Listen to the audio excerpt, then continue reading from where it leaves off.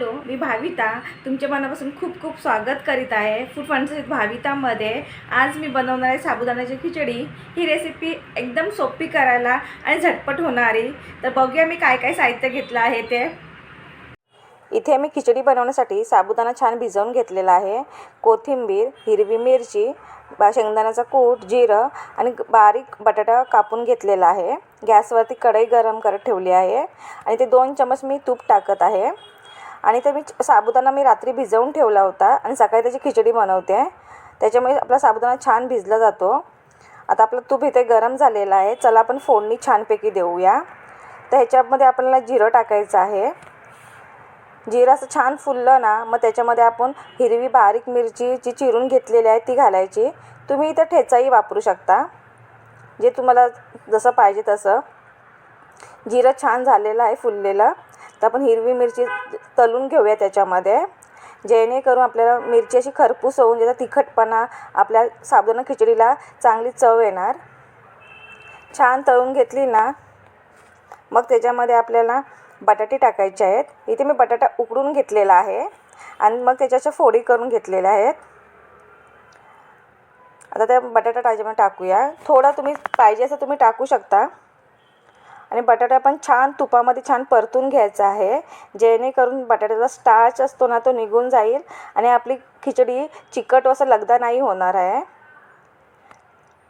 असं छानपैकी सर्व परतून घेतलं ना की त्याच्यामध्ये आपल्याला साबुदाणा घालायचा आहे। साबुदाणा इथे मी 2 वाटी घेतलेला आहे। तर आता आपण साबुदाणा घालूया त्याच्यामध्ये आणि तो पण सगळं मिक्स करून परतून छान घ्यायचं आहे आपल्याला। आणि ते साबुदाणा घालताना एकदम लगेच नाही घालायचा आहे, आपल्याला हाताने चांगलासा मोकळा करून घ्यायचा आहे, सुटसुटीत करून घ्यायचा। जर एकदम टाकलं तर त्याचा गोळा तयार होतो, त्याच्यामुळे हे छान सुटसुटीत करून घालायचं आहे। त्याच्यामध्ये चवीपुरतं मीठ आणि चवीसाठी साखर घालत आहे। असं हे सगळं मिक्स करून घेऊया। साखर ह्याच्यासाठी घालते की आपल्या साबुदाण्याची खिचडीला चांगली चव येते, म्हणून मी साखर थोडी टाकत आहे।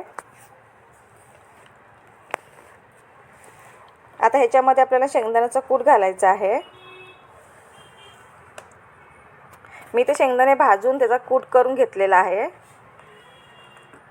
आणि सर्व छान असे परतून मिक्स करून घेऊया आणि 3-4 मिनिटं मंद आचेवर झाकून ठेवायचं, त्याची चांगली वाफ काढायची। आता मी ते झाकून ठेवते 3-4 मिनिटं आणि गॅस मी मंद आचेवर ठेवलेला आहे। चांगली अशी वाफ काढून घ्यायची आहे। आता मी झाकण काढत आहे, बघा किती छान सुरेख दिसते आपली खिचडी। अजिबात चिकट नाही आहे आणि लगदा पण नाही झालेला आहे, मऊसूत झालेली आहे। आता ह्यावरती मी कोथिंबीर टाकते, मग आपली खिचडी तयार झालेली आहे।